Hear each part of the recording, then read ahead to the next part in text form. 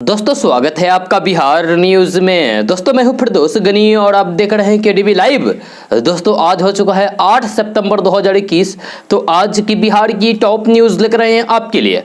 तो चलिए दोस्तों स्टार्ट करते हैं आज की पूरे बिहार की टॉप न्यूज।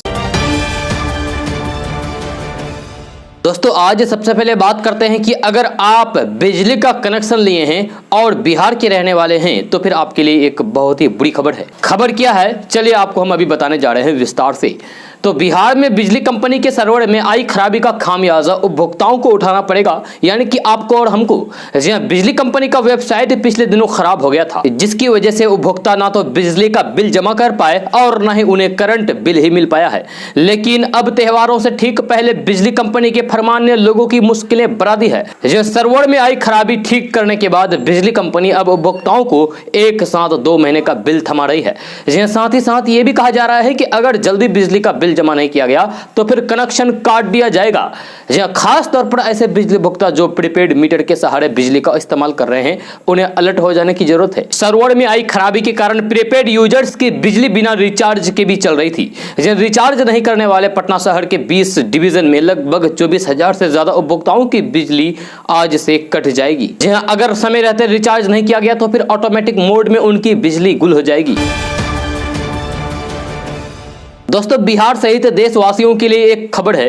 यह खबर यह है कि भारत की आजादी के 75 साल पूरे होने पर देश भर में अमृत महोत्सव का आयोजन किया जा रहा है। इसके तहत सरकारी और गैर सरकारी स्तर पर कई तरह के कार्यक्रम आयोजित किए जा रहे हैं। इस क्रम में एसएसबी द्वारा यानी कि भारतीय सेना द्वारा आजादी का अमृत महोत्सव के तहत साइकिल रैली का आयोजन किया जा रहा है। जी हाँ, एसएसबी के सभी सीमांतों और अन्य स्थापनाओं के प्रतिनिधियों का 15-15 सदस्यीय दल देश के अलग अलग हिस्सों से साइकिल के जरिए 1 अक्टूबर को नई दिल्ली पहुंचेंगे और 2 अक्टूबर को राष्ट्रपिता महात्मा गांधी की समाधि स्थल राजघाट पर श्रद्धांजलि देंगे।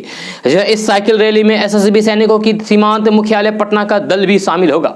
इस साइकिल दल को 11 सितंबर को बिहार के राज्यपाल फागू चौहान राजभवन से झंडी दिखाकर रवाना करेंगे। साइकिल रैली का एक दल असम के तेजपुर से, दूसरा दल गुवाहाटी और तीसरा दल सिलीगुड़ी से चलकर बिहार के किशनगंज जिले में प्रवेश करते हुए सीमावर्ती जिले अररिया, सुपौल, दरभंगा, मुजफ्फरपुर, चंपारण से उत्तर प्रदेश होते हुए नई दिल्ली के लिए प्रस्थान करेंगे। दोस्तों अगर आप बिहार के हो या फिर ना हो, यह खबर आपके लिए है ही। जी हाँ, बहुत ही जरूरी खबर है। तो खबर क्या है चलिए आपको बताने जा रहे हैं विस्तार से। तो अक्सर लोग अपनी निजी जानकारियां या फिर बैंकिंग डेटा फोन या ईमेल पर सेव कर लेते हैं, सेव करके रखते हैं। अगर आप भी ऐसा करते हैं तो फिर ये खबर आपके लिए ही है। दरअसल फोन पर एटीएम पिन सेव करना आपको कंगाल बना सकता है। कभी कभी ये छोटी सी लापरवाही आपको बर्बाद करने के साथ लाखों रुपए की चपत भी लगा सकती है। लोगों के पास अक्सर एक से ज्यादा बैंक खाते होते हैं। इतना ही नहीं, जेब में अलग अलग डेबिट कार्ड, क्रेडिट कार्ड और एटीएम कार्ड मौजूद हो सकते हैं। लेकिन शायद आपको इस बात का इल्म तक नहीं कि अपने एटीएम पिन को अपने फोन, कंप्यूटर सिस्टम या फिर ईमेल पर सेव करना कितना ज्यादा खतरनाक है। अक्सर ये राय दी जाती है कि अलग अलग बैंक कार्ड्स के लिए एक ही पासपोर्ट या फिर एटीएम पिन ना रखें। जी हाँ, आपको बता दूं कि एक सर्वे के मुताबिक 3 में से 1 भारतीय नागरिक अपना personal data personal computer mobile पर सेव करके रखते हैं। दरअसल ये सर्वे कम्युनिटी प्लेटफॉर्म लोकल सर्किल की तरफ से किया गया है, जिसमें भारतीयों की कुछ दिलचस्प आदतों का जिक्र है। सर्वे के मुताबिक हर 3 में से 1 भारतीय गोपनीय जानकारी रखता है, यानी कि अपने एटीएम का पासवर्ड या फिर बैंक अकाउंट नंबर अपने मोबाइल में सेव करके रखते हैं। गोपनीय का मतलब जैसे कि credit card, ATM pin, bank account detail, debit card detail, Aadhaar number, PAN card number. इतना ही नहीं, 11% भारतीय निजी आर्थिक जानकारी अपने फोन के कॉन्टेक्ट लिस्ट में ही सेव कर लेते हैं। लोगों को पता होना चाहिए कि फोन में डाउनलोड किए जाने वाले ऐप कॉन्टेक्ट लिस्ट समेत बाकी चीजों की एक्सेस के लिए परमिशन मांगते हैं। सर्वे के दायरे में आने वाले 7% लोगों ने यह माना है कि वे credit card, CVV, debit card, bank खाते, एटीएम, पासपोर्ट, आधार या फिर पैन नंबर जैसे अहम डिटेल अपने फोन में ही सेव करके रखते हैं, जो आपके लिए घातक हो सकता है, खतरनाक हो सकता है, क्योंकि आपका सारा पैसा बर्बाद भी हो सकता है बैंक अकाउंट का। दोस्तों बिहार वासियों के लिए एक बहुत ही जरूरी खबर है। जो आजकल बच्चों और युवाओं में पबजी गेम खेलने का नशा ऐसा चढ़ा है कि वे चंद मिनटों में अपनी जिंदगी ही खत्म कर लेते हैं। मोबाइल पर पबजी गेम खेलते खेलते युवा कब मौत को गले लगा लेते हैं उन्हें खुद ही नहीं मालूम हो पड़ता है। इसकी लत इतनी गंदी है कि एक बार कोई बच्चा या फिर युवा इसका शिकार हो गया तो फिर उसकी जान जानी पक्की है। माता पिता भी इस गेम से खासे चिंतित रहते हैं कि उनका बच्चा तो इसका शिकार नहीं हो रहा है, लेकिन कई बार बच्चे घर में छुपकर या फिर घर से बाहर जाकर भी गेम खेलने की दीवाने रहते हैं। देश में इन दिनों फिर से पबजी गेम की वजह से बच्चों की मौत होने की खबर सामने आ रही है लगातार। मध्य प्रदेश, हरियाणा, राजस्थान, दिल्ली, उत्तर प्रदेश समेत कई राज्यों में बच्चे तेजी से इस गेम के शिकार हो रहे हैं। जी हाँ, यूजर्स इस गेम में इस कदर मशगूल हो जाते हैं कि कब वे मौत को गले लगा लेते हैं उन्हें भी नहीं पता चलता। जी केडीबी लाइव आज कुछ ऐसे ही खबरें आपको बताने जा रही है। दरअसल भारत में पबजी गेम बैन है। जी हाँ, हाल ही में battle ground mobile India Bharat में लॉन्च हुआ था तो कंपनी ने कहा था कि गेम को 18 साल से कम उम्र के बच्चे नहीं खेल सकेंगे। यदि ऐसे बच्चे गेम को खेलना चाहते हैं तो फिर उन्हें अपने माता पिता से इजाजत लेनी होगी और उनका मोबाइल नंबर देना होगा। जब फिर एक अभिभावक के तौर पर माता पिता की जिम्मेदारी है कि वे अपने बच्चे के फोन पर नजर रखें और संभव हो तो उसे ज्यादा गेम खेलने से रोकें।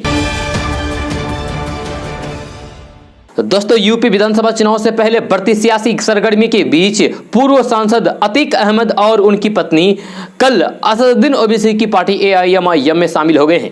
जब 12 बजे लखनऊ में ओवैसी की मौजूदगी में अतीक की पत्नी शाइस्ता परवीन ने अपनी और अतीक की ओर से सदस्यता ली है। जी हाँ, ओवैसी ने कहा है कि अतीक पर अभी मुकदमे चल रहे हैं, किसी भी मामले में दोष साबित नहीं हुआ है। जी हाँ, उन्होंने कहा है कि एडीआर की रिपोर्ट बताती है कि भाजपा में सबसे ज्यादा विधायकों और सांसदों पर आपराधिक मुकदमे हैं।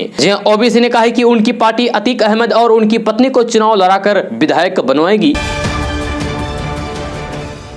दोस्तों कोरोना महामारी को लेकर विशेषज्ञों ने जब भी तीसरी लहर की आशंका जताई है तो फिर उनकी चिंता में सबसे पहले मासूम बच्चे रहे हैं। यह देश कोरोना की तीसरी लहर की आशंका के बीच खड़ा है, लेकिन बिहार में अब बच्चों की तबीयत तेजी के साथ बिगड़ने लगी है। यह पटना के साथ साथ बिहार के सभी जिलों में वायरल बुखार का कहर देखने को मिल रहा है। यह सबसे हैरत की बात यह है कि वायरल बुखार की चपेट में सबसे ज्यादा बच्चे ही हैं। जी हालात ऐसे हो गए हैं कि पटना के सबसे बड़े सरकारी अस्पतालों में बच्चों के इलाज के लिए उपलब्ध बेड फुल होने की स्थिति में है। जी पटना के पीएमसीएच, एनएमसीएच, आईजीआईएमएस और यहां तक कि पटना एम्स में भी बच्चों के लिए मौजूद बेड फुल होने की स्थिति में है। जी हां, ये वायरल बुखार इतनी खतरनाक हो गई है। जी हां, पूरे बिहार भर से मिले आंकड़ों के मुताबिक सारण जिले में अब तक इस वायरल बुखार की चपेट में आने से 3 बच्चों की जान भी जा चुकी है, जबकि गोपालगंज में 1 बच्चे की जान गई है। जी हां, भागलपुर में मेडिकल कॉलेज अस्पताल में 70 बेड के शिशु वार्ड में 50 बच्चों का इलाज अभी फिलहाल चल रहा है, जिसमें 20 बच्चे वायरल बुखार से पीड़ित हैं। चिंता की बात यह है कि बच्चों को बुखार के दौरान सांस लेने में तकलीफ का सामना करना पड़ रहा है। जी हां, गोपालगंज में चमकी बुखार के लक्षण वाले एक बच्चे की जान जाने के बाद मेडिकल कर्मियों और डॉक्टरों की छुट्टियां रद्द कर दी गई है। सरकार इस पूरी स्थिति को लेकर अलर्ट मोड में आ चुकी है। एसकेएमसीएच के पीकू वार्ड में सीवान, गोपालगंज, पूर्वी चंपारण, सीतामढ़ी के कई बच्चे एडमिट हैं। दोस्तों पूर्णिया वासियों के लिए मुसीबतों का दौर लगातार जारी है। जी हां, मुसीबत खत्म होने का नाम नहीं ले रही है। जी हां, बिहार के पूर्णिया में बाढ़ का कहर लगातार जारी है। पूर्णिया जिले के 22 अनुमंडल में परमान, कनकई और महानंदा नदी में जलस्तर में उतार चढ़ाव के कारण इन दिनों भीषण कटाव हो रहा है। जैसे कि आप अपने मोबाइल स्क्रीन पर तस्वीर देख रहे हैं, कितना भयावह है। जी हां, घर नदी में समाने को है, तस्वीर बोल रहा है। जी नदी के कटाव के कारण दर्जनों घर नदी में विलीन हो गए हैं। महानंदा समेत कई गाँव में नदियों का भीषण कटाव हो रहा है। जी कई जगह लोग अपने ही बनाए गए कच्चे पक्के मकानों को हथौड़े से तोड़ रहे हैं, तो कहीं लोग खुले आसमान के नीचे खाना बना रहे हैं। छोटे छोटे कुपोषित बच्चे अपनी मां की गोद में रो बिलख रहे हैं। जब भूख से बिलखते इन बच्चों के लिए दूध और 2 जून की भोजन तक की आफत आ गई है। जी हालात यह है कि कई गांवों में जाने के लिए एकमात्र उपाय नाव ही है। दोस्तों अररिया में लूट की एक बड़ी वारदात हुई है। बिहार के अररिया जिले में अपराधियों ने बिजनेसमैन के घर से 10 लाख रुपए की लूट को अंजाम दिया है। जी हां, बताया जा रहा है कि 1.5 दर्जन की संख्या में पहुंचे अपराधियों ने लूट की इस वारदात को अंजाम दिया। जी हां, मामले की जानकारी जैसे ही आसपास के लोगों को मिली तो फिर हड़कंप मच गया। जी हां, घटना आरएस थाना क्षेत्र के महज आधा किलोमीटर दूर वार्ड नंबर 3 की रेलवे गुमटी के पास में किराना में थोक एवं खुदरा व्यवसायी विजय कुमार गुप्ता के घर में हुई है। पीड़ित कारोबारी ने बताया कि रात के 1 बजे करीब 1.5 दर्जन रैकेटों ने ढावा बोला था। डकैतों ने कुल्हाड़ी और लोरी सिलबट्टा से घर के मुख्य दरवाजे को तोड़कर प्रवेश किया और 4 अलमारी को तोड़कर नकदी सहित करीब 10 लाख रुपए की संपत्ति लूटकर चलते बने।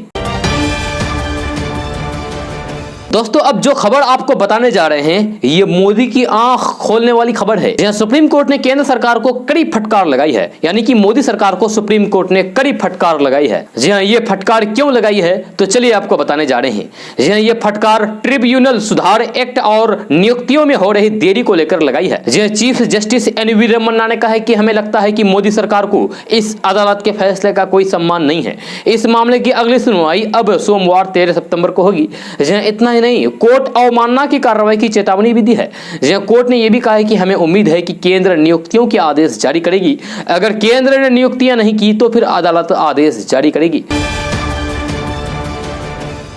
दोस्तों इसे विडंबना कहे या फिर जन जागरूकता का अभाव, लेकिन आधे से अधिक भारतीय परिवार अभी भी पारंपरिक ठोस ईंधन का इस्तेमाल जारी रखे हुए हैं, यानी कि मिट्टी के चूल्हे में खाना बनाना जारी रखा हुआ है। यह मिट्टी के चूल्हे से ही खाना बनाया जा रहा है। यह council on energy, environment and water द्वारा जारी एक अध्ययन में चौंकाने वाला तथ्य सामने रखा है।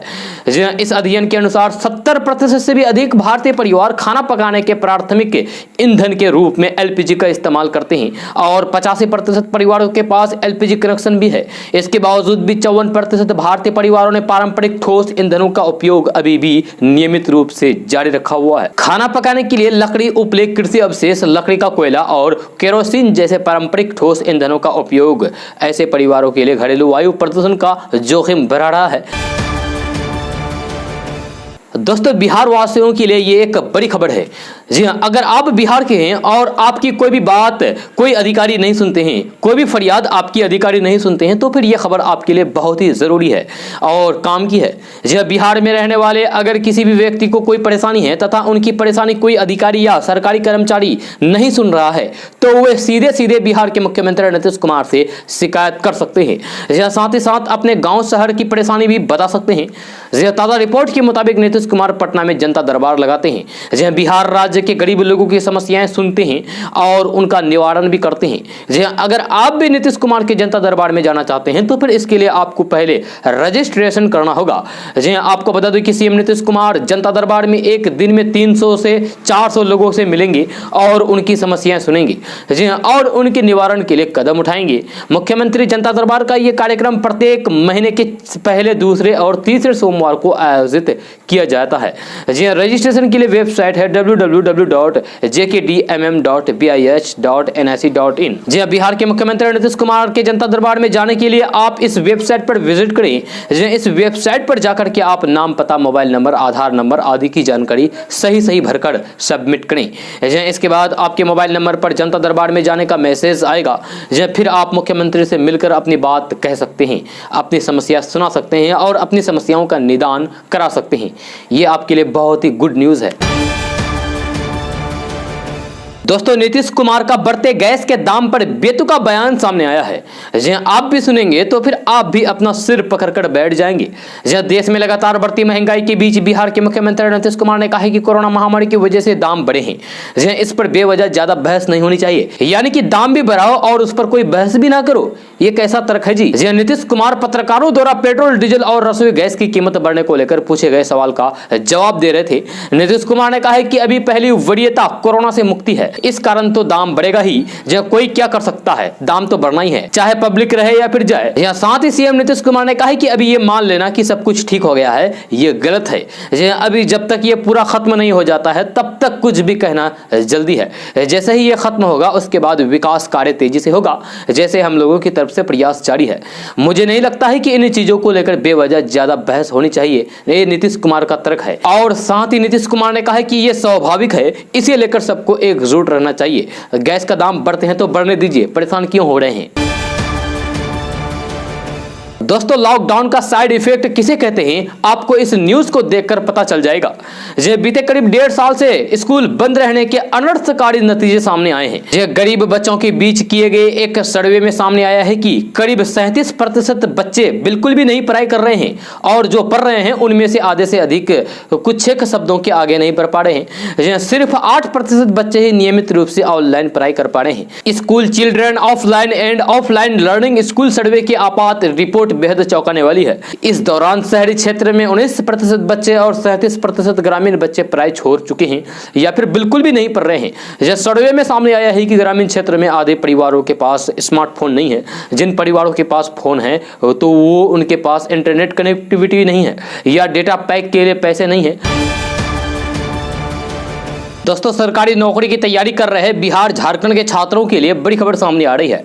जी हां, राजस्थान कर्मचारी चयन बोर्ड ने ग्राम विकास अधिकारियों के पदों पर भर्ती के लिए आवेदन मांगे हैं। ऐसे में इच्छुक उम्मीदवार चयन बोर्ड की आधिकारिक वेबसाइट www.rsmssb.rajasthan.gov.in पर जाकर आवेदन कर सकते हैं। विज्ञापन के अनुसार कुल 3896 पदों पर भर्ती की जाएगी। अगर आप इसमें अप्लाई करना चाहते हैं तो आपके पास किसी भी मान्यता प्राप्त विश्वविद्यालय से किसी भी स्ट्रीम में स्नातक की डिग्री होनी चाहिए। साथ ही अभ्यर्थी के पास ओ लेवल का भी सर्टिफिकेट होना चाहिए। दोस्तों, बिहार पंचायत चुनाव लड़ रहे उम्मीदवारों के लिए ये एक बहुत ही बड़ी खबर सामने आ रही है। जी हां, उम्मीदवारों के लिए खबर है। तो पंचायत चुनाव के दूसरे चरण में भाग्य आजमा रहे उम्मीदवारों को चुनाव प्रचार के लिए मात्र 9 दिनों का ही समय मिलेगा। दूसरे चरण में मंगलवार यानी कि कल 7 सितंबर से नामांकन की प्रक्रिया शुरू हो गई है। चुनाव आयोग के निर्देश अनुसार नॉमिनेशन पेपर फाइल करने की अंतिम तारीख 13 सितंबर है। जी हां, 16 सितंबर की स्क्रूटनी के बाद 18 सितंबर तक उम्मीदवार अपना नाम वापस ले सकेंगे। मैदान में डटे उम्मीदवारों को 18 सितंबर को ही चुनाव चिन्ह आवंटित कर दिया जाएगा। उसके बाद प्रत्याशी अपना चुनाव प्रचार कर सकेंगे। निर्वाचन आयोग ने चुनाव प्रचार की आखिरी तारीख 27 सितंबर तय किया है। 27 सितंबर शाम के बाद सार्वजनिक रूप से प्रचार की अनुमति नहीं होगी। हालांकि प्रत्याशियों को मतदाताओं के घर जाकर व्यक्तिगत संपर्क के लिए 28 सितंबर शाम तक का समय दिया गया है। पंचायत चुनाव में रुचि रखने वाले लोगों का मानना है कि जिला परिषद सदस्य के उम्मीदवारों के लिए चुनाव प्रचार के 9 दिन की अवधि कम पड़ रही है, जहां उन्हें ज्यादा मेहनत करना पड़ेगा। इसकी भरपाई के लिए भावी उम्मीदवारों ने पहले से ही अपना गुप्त अभियान शुरू किया हुआ है। दोस्तों, बिहार के पूर्णिया में मंगलवार को एक बड़ा हादसा हुआ है। जहां पूर्णिया जिले के सरसी थाना के कचहरी बलुआ पेट्रोल पंप के पास स्टेट हाईवे पर एक ट्रक और पुलिस की स्कॉर्पियो गाड़ी टकरा गई। इस दुर्घटना में 5 पुलिसकर्मी और एक पुलिस गाड़ी का ड्राइवर घायल हो गया। जहां सभी को आनंद फानन में सरसी PHC लाया गया, जहां प्राथमिक उपचार के बाद उन्हें बनमखी अनुमंडल अस्पताल रेफर कर दिया गया है। दोस्तों, अगर आप बिहार के हैं तो फिर आप इस न्यूज को जरूर देखें, क्योंकि ये आपकी काम की खबर है। खबर यह है कि मौसम बदल रहा है। कई शहरों में अभी भी बारिश हो रही है। इस बदलते मौसम में डेंगू का खतरा भी बढ़ गया है। जो दिल्ली, पंजाब, हरियाणा, मध्य प्रदेश, उत्तर प्रदेश समेत कई राज्यों में तेजी से डेंगू के मरीज सामने आ रहे हैं और कई मरीजों की जान भी जा रही है। यह सरकार की ओर से कई आवश्यक कदम उठाए जा रहे हैं। डेंगू के बारे में सब जानते हैं कि ये मच्छर के काटने की वजह से होता है और इससे बचने की कोशिश भी कर रहे हैं, लेकिन अक्सर लोग डेंगू और सामान्य बुखार में अंतर नहीं कर पाते हैं और स्थिति बेकाबू हो जाती है। कई बार डेंगू होने के बाद इसे सामान्य बुखार माना जाता है और लोग इसका इलाज नहीं करवाते हैं, जिससे दिक्कत ज्यादा बढ़ जाती है। ऐसे में आज हम आपको बता रहे हैं कि किस तरीके से डेंगू की बुखार और सामान्य बुखार में अंतर किया जा सकता है। तो इसके बारे में जानकर आप समझ जाएंगे कि आपको डेंगू बुखार है या नहीं। इसके बाद आप उसके हिसाब से इलाज करवा सकेंगे। तो आइए जानते हैं दोनों बुखार में क्या अंतर है। तो सबसे पहले बात करते हैं कि डेंगू कैसे होता है।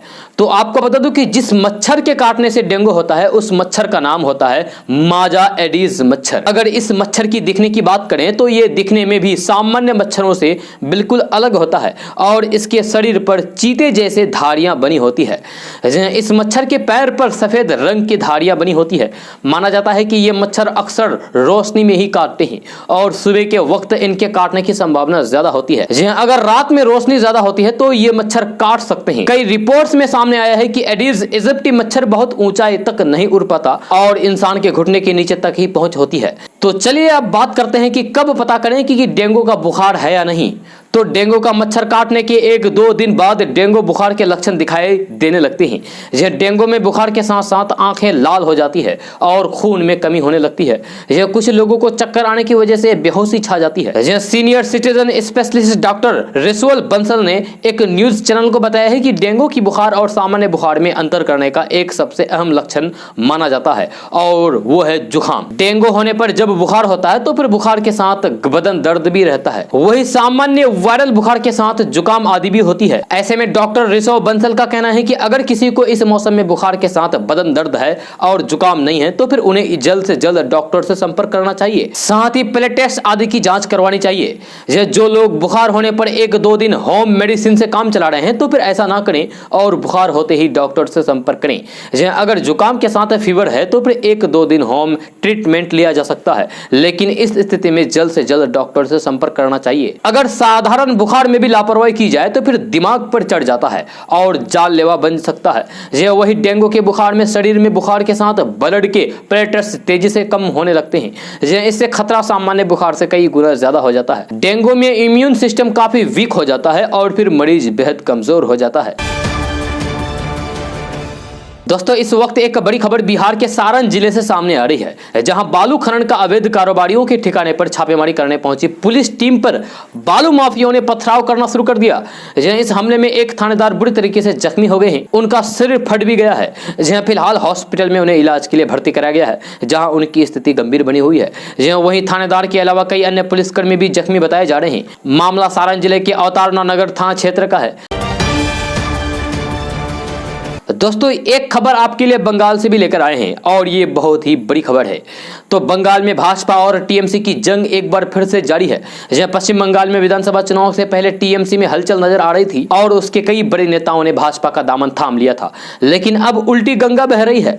यानी कि अब बड़े नेता भाजपा का दामन छोड़कर मुख्यमंत्री ममता बनर्जी की पार्टी टीएमसी पर भरोसा जता रहे हैं। इस बीच भाजपा विधायक सोमेन रॉय की टीएमसी में वापसी के कुछ ही दिनों बाद अब टीएमसी नेता मुकुल राय ने जो दावा किया है उससे भाजपा को जोरदार झटका लगने की उम्मीद है। जी हां, मुकुल राय ने दावा किया है कि आने वाले समय में कई भाजपा विधायक टीएमसी का दामन थामते नजर आएंगे। जी हां, उन्होंने कहा है कि ममता बनर्जी के साथ काम करने की इच्छा रखने वाले 24 विधायक उनसे संपर्क साध रहे हैं। आगे मुकुल राय ने कहा है कि ऐसे विधायकों और नेताओं की लंबी कतार है जो टीएमसी पर भरोसा जता रहे हैं, यानी कि वे आने वाले दिनों में टीएमसी में शामिल होंगे। दोस्तों, बिहार पंचायत चुनाव का बिगुल बज चुका है। जहां पूर्णिया में भी उम्मीदवारों ने कमर कस ली है। मंगलवार से दूसरे चरण की वोटिंग के लिए बनमखी प्रखंड में नामांकन दाखिल प्रक्रिया शुरू हो गई है। जहां वहीं इस बार पूर्णिया में करीब 2 दर्जन से अधिक आपराधिक छवि वाले भी उम्मीदवार बनने की होड़ में हैं। जहां एक रिपोर्ट के अनुसार पूर्णिया जिले में 2 दर्जन से अधिक दुर्दांत अपराधी इस बार पंचायत चुनाव में अपनी दावेदारी ठोकने की तैयारी कर रहे हैं। जहां अगर आप पूर्णिया से हैं तो फिर यह खबर आप जरूर ध्यान में रखिएगा, क्योंकि वोट डालते समय आप सोचेगा जरूर, क्योंकि इसमें कई अपराधी ऐसे भी शामिल हैं जो दर्जनों बार जेल जा चुके हैं और अपहरण, हत्या जैसे गंभीर अपराध के मामले में उन पर ट्रायल भी चल रहा है। जहां पूर्णिया में चुनावी मैदान में उतरने वाले ऐसे शख्स भी अभी देखे जा रहे हैं जो पूर्व में पंचायत का प्रतिनिधित्व भी कर चुके हैं, लेकिन उनकी छवि कुख्यात अपराधी की रही है, जो जेल की हवा भी खा चुके हैं। पूर्णिया जिले के कई प्रखंडों में ऐसे प्रत्याशी तैयारी में जुट चुके हैं। जानकारी के मुताबिक कई ऐसे अपराधी जो जेल की सजा काट रहे हैं वे भी पंचायत चुनाव लड़ने की तैयारी में हैं। वे जेल प्रशासन से विशेष समय की मांग भी कर रहे हैं ताकि अपने आदमियों से चुनाव के सिलसिले में बात कर सके और तैयारी करवा सके। जहां आपराधिक छवि वाले चेहरों को उम्मीदवारों के लिए तैयार करने से चुनाव के दौरान आपराधिक घटनाओं के बढ़ने की भी संभावना देखी जा रही है। दोस्तों, बिहार में फर्जी वोट डालने वालों पर अब नकेल कसने जा रही है। जी हां, अब आप बिहार में फर्जी वोट नहीं डाल पाएंगे। तो चलिए आपको पूरी जानकारी बताते हैं विस्तार से। तो बिहार पंचायत चुनाव में किसी भी तरीके की धांधली या फिर फर्जी वोट ना लोग डाल सकें, इसके लिए राज्य निर्वाचन आयोग लगातार मुहिम चला रखी है। इसी क्रम में अब बिहार निर्वाचन आयोग के नए निर्देश जारी किए गए हैं, जिसके अनुसार इस बार महिलाएं फर्जी मतदान नहीं कर पाएंगी। आयोग ने इसके लिए बूथों पर अलग से महिला कर्मियों को प्रतिनियुक्त करने का फैसला किया है। बिहार राज्य निर्वाचन आयोग ने सभी जिला निर्वाचन पदाधिकारियों को इससे जुड़ा एक निर्देश पत्र भी जारी कर दिया है। दोस्तों AIMIM के चीफ असदुद्दीन ओवैसी की अयोध्या कार्यक्रम को लेकर संतों का विरोध कम होने का नाम नहीं ले रहा है। इस बीच अयोध्या तपस्वी छावनी निवासी जगत गुरु परमहंसाचार्य ने बड़ा बयान देते हुए कहा कि ओवैसी नफरत की राजनीति करके दूसरे जिन्ना बनना चाह रहे हैं। उन्होंने ओवैसी को चेतावनी देते हुए कहा कि हिंदुस्तान में रहकर हिंदुस्तान को गाली देना बर्दाश्त नहीं किया जाएगा, वे अब पाकिस्तान जाने की तैयारी कर लें। जगत गुरु परमहंसाचार्य ने कहा कि ओवैसी के बयान हमेशा नफरत भरे होते हैं, वे देश के संविधान और अदालत को नहीं मानते हैं। नफरत की राजनीति करके वे हिंदू मुसलमानों को लड़ाकर लोगों की हत्या कराना चाहते हैं। इस दौरान परमहंसाचार्य ने सरकार से हिंदुस्तान को हिंदू राष्ट्र घोषित करने की मांग भी कर डाली है और कहा कि देश के खिलाफ आवाज उठाने वाले मुस्लिमों की नागरिकता समाप्त की जाए। ऐसे में मुसलमानों को पाकिस्तान या फिर बांग्लादेश भेजा जाना चाहिए। ये कहना है पंडित जी का। उन्होंने कहा है कि जब बंटवारा हुआ तो फिर सारे मुस्लिमों के लिए पाकिस्तान ही बना, वो हिंदुस्तान में क्यों है, उसको पाकिस्तान चले जाना चाहिए। दोस्तों अगर आपसे एक सवाल किया जाए कि मंदिर की संपत्ति का मालिक कौन होता है, देवता होता है या फिर उस मंदिर की पुजारी होता है, तो चलिए आपको बताने जा रहे हैं। आपकी इसमें क्या राय है, आप नीचे कमेंट बॉक्स में कमेंट करके जरूर बताइए। आप मंदिर की संपत्ति का मालिक किसे समझते हैं, देवता को या फिर मंदिर के पुजारी को? तो चलिए आपको पहले विस्तार से बताते हैं, उसके बाद आप कमेंट कीजिएगा। तो किसी भी मंदिर के नाम मौजूद सारी संपत्ति के मालिक मंदिर के अधिष्ठाता देवता ही होते हैं। सुप्रीम कोर्ट ने मध्य प्रदेश के एक मंदिर के मामले में अयोध्या विवाद में आए ऐतिहासिक फैसले की रोशनी में यह फैसला सुनाया है। सुप्रीम कोर्ट ने कहा है कि पुजारी और प्रबंध समिति सिर्फ सेवक ही होंगी, यह मालिक नहीं होगी। सुप्रीम कोर्ट ने यह फैसला सुनाते हुए भू राज्य के रिकॉर्ड से पुजारियों के नाम हटाने के भी आदेश दिए हैं। मध्य प्रदेश सरकार के सर्कुलर को बरकरार रखते हुए जस्टिस हेमंत गुप्ता और जस्टिस SS बोपन्ना की पीठ ने कहा है कि पुजारी उस जमीन का सिर्फ रक्षक है, काश्तकार नहीं। वह सिर्फ किराएदार जैसा है। जो भी पुजारी होगा वही मंदिर के मुख्य देवता और अन्य देवताओं की सेवा पूजा भोग राग के साथ साथ मंदिर के साथ अटैच जमीन की खेती बाड़ी का काम भी संभालेगा। सुप्रीम कोर्ट ने कहा है कि पुजारी की स्थिति देवता के आगे, जमीन के आगे और भूमि रिकॉर्ड के आगे सेवक की ही होगी, भूस्वामी की नहीं। दोस्तों बिहार के गोपालगंज से बड़ी खबर सामने आ रही है। ताजा रिपोर्ट के अनुसार दरभंगा के बाद अब बिहार के गोपालगंज से भी लोग विमान सेवा का आनंद ले सकते हैं। इसको लेकर केंद्र सरकार ने तैयारियां शुरू कर दी है। बहुत जल्द एयरपोर्ट का निर्माण किया जाएगा। खबर के अनुसार गोपालगंज सांसद ने जानकारी देते हुए कहा कि गोपालगंज के सवैया से उड़ानें शुरू करना उत्तर बिहार और उत्तर प्रदेश के पड़ोसी जिलों के लोगों के लिए फायदेमंद होगा। लोग यहाँ से विमान सेवा का लाभ उठा सकते हैं। आपको बता दें कि रीजनल कनेक्टिविटी योजना के तहत केंद्र की नरेंद्र मोदी सरकार ने इस एयरपोर्ट को हरी झंडी दिखाई है। सरकार के इस फैसले से गोपालगंज के लोगों को सबसे ज्यादा फायदा होगा। अब इस हवाई अड्डे से जल्द ही हवाई सेवा शुरू हो जाएगी। इस हवाई अड्डे के चालू हो जाने से गोपालगंज और उसके आसपास के जिलों के लोगों को यहां से उड़ान भरने का वर्षों पुराना सपना साकार हो जाएगा। साथ ही साथ लोगों को देश के किसी भी शहर में जाने में आसानी होगी। बहुत जल्द इस एयरपोर्ट को विकसित किया जाएगा। दोस्तों आरएसएस के प्रमुख मोहन भागवत का एक ऐसा बयान सामने आया है जो चारों तरफ खलबली मची हुई है। जी हां, राष्ट्रीय स्वयंसेवक संघ यानी कि आरएसएस के प्रमुख मोहन भागवत ने कहा है कि हिंदुओं और मुसलमानों के बीच झगड़ा पैदा करने में सबसे अहम रोल अंग्रेजों का रहा है। जी अंग्रेजों ने झूठी बातों का सहारा लेकर भारत में हिंदू मुसलमानों को लड़ाने का काम किया है। सोमवार को मुंबई में एक कार्यक्रम में राष्ट्र प्रथम राष्ट्र सर्वोपरि विषय पर आयोजित एक संगोष्ठी में बोलते हुए उन्होंने ये कहा है। मोहन भागवत ने कहा है कि अंग्रेजों ने मुसलमानों से कहा है कि अगर उन्होंने हिंदुओं के साथ रहने का फैसला किया है तो उन्हें कुछ नहीं मिलेगा। हिंदू ज्यादा है तो केवल हिंदुओं ही चुनाव जीतेंगे और हर चीज पर उनका कब्जा होगा। ऐसे में आप एक अलग राष्ट्र की मांग करिए। अंग्रेजों ने कहा है कि भारत से इस्लाम मिट जाएगा, लेकिन ये नहीं हुआ। मुसलमान आज आराम से देश में रह भी रहा है और कोई भी पद हासिल कर सकता है। वहीं अंग्रेजों ने हिंदुओं के बीच ये बात फैलाई कि मुसलमान चरमपंथी है। इस तरीके से उन्होंने दोनों समुदाय को लड़ा दिया है। उस लड़ाई और विश्वास की कमी के परिणाम स्वरूप दोनों एक दूसरे से दूरी बनाए रखने की बात करते रहे हैं। हमें अपनी दृष्टि बदलने की जरूरत है। साथ ही आरएसएस प्रमुख मोहन भागवत ने सोमवार को कहा कि हिंदुओं और मुसलमानों के पुरखे एक ही थे और हर भारतीय हिंदू है। ऐसे में समझदार मुस्लिम नेताओं को कट्टरपंथियों के विरुद्ध ढूंढना से खड़ा होना चाहिए। समझदार मुस्लिम नेताओं को अनावश्यक मुद्दों का विरोध करना चाहिए और कट्टरपंथियों एवं चरमपंथियों के विरुद्ध दृढ़ता से खड़ा रहना चाहिए। जितना जल्दी हम ये करेंगे उससे समाज में उतना ही कम नुकसान होगा। हिंदू शब्द मातृभूमि, पूर्वज और भारतीय संस्कृति के बराबर है। ये अन्य विचारधारा का अपमान नहीं है। हमें मुस्लिम वर्चस्व के बारे में नहीं बल्कि भारतीय वर्चस्व के बारे में सोचना है।